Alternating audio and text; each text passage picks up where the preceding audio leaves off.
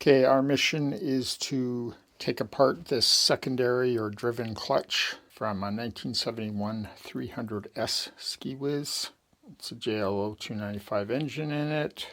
I have another video that shows me taking it off the body. Take apart this side first. We have the nut, washer, sprocket for the chain. Notice the thick part here with the letters is to the outside. We have a shim, 3 more small shims. We have this bearing housing.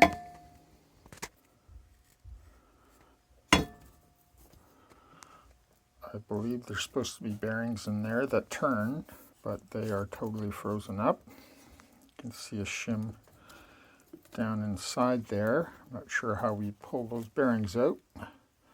I guess this is, I believe, supposed to be a bearing on the outside too. There's another right up against the pulley. There's another shim, a really thin one, unlike the other ones, which are, oh, wow. There was actually four shims, that first bunch. And this one looks like a thinner shim. You can see the key here for where we took the pulley off. There's the little key right there. And on this side here, the idea is to take out this roll pin right here.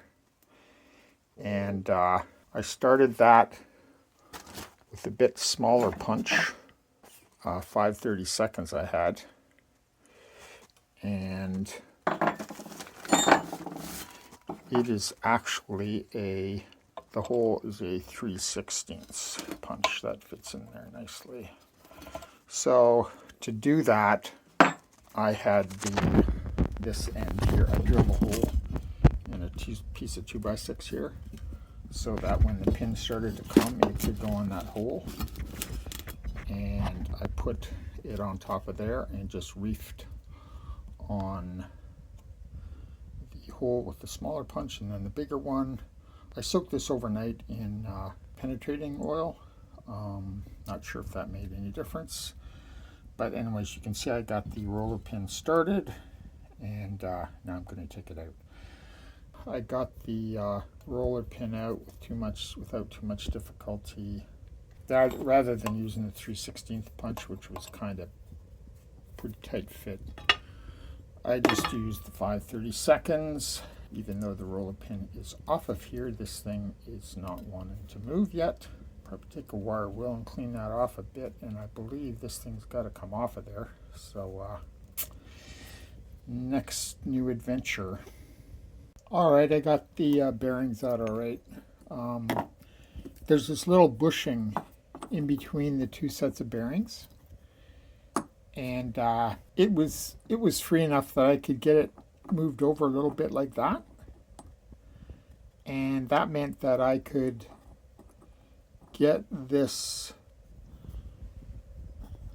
screwdriver blade down beside it to hit on the race of this one bearing here, like to hit it right here, pound down on it, and then I just moved the bushing over to another side and rotated around pounding on this, and it came out after about, I don't know, 10 hits. The other one was a bit harder, but now all I had was the bearing, and I didn't have this other bearing, or the bushing in the way. I just had the bearing in there. So that meant I could use a bit bigger punch here, and I just wailed on it really hard, did it here, then went around, and then went around, and it came free on about the 4th or 5th hit. Here's the setup to try and pull off this top part of the driven clutch. Took out the roll pin. Just going to try reefing on. This is a 3-jaw puller. Just going to try reefing on this. I haven't heated this up yet, but I could heat that up. So as I tighten this up, I didn't really have to apply much pressure. You can see that it's pulling off fine. As I pulled it off, this spring unwound a bit. Yeah, so this piece came off no problem.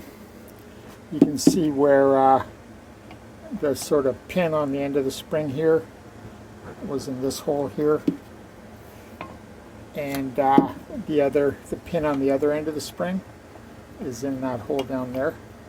And like I said, when I took it off, it unwound a little bit, so when I put it back on, I think I'll apply a bit of turn it a little bit, apply a bit of tension there. Part of the clutch pulley, this clutch pulley should come off. Take a wire wheel to this,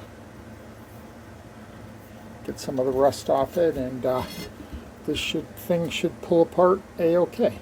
Oh yeah, and there's the little key goes in this slot here. So there's the little key out there. You can see it round on the bottom. It's pushed in there. So the 3-jaw puller, I bought a kit from Princess Auto that came with 3 different sizes. I could work this thing back and forth. Cleaned off the axle here with some 400 grit emery cloth, but still didn't want to come this last little bit. So I figured I might as well put my puller on it. Provided I don't have to apply too much pressure, obviously. I don't want to bend the thing. Well, that worked. Pulled it off no problem. Didn't have to apply much force. So got the 2 pulleys apart, and I'm not going to take this thing apart anymore. That'll be good enough to work on freshening up these surfaces. I use a wire wheel. This thing is heavily pitted. Mainly where the belt was, where it sat for 40 years in the bush. Not sure what I'm going to do there. I guess try and weld, maybe put some bit of metal in there to build it up. I don't know.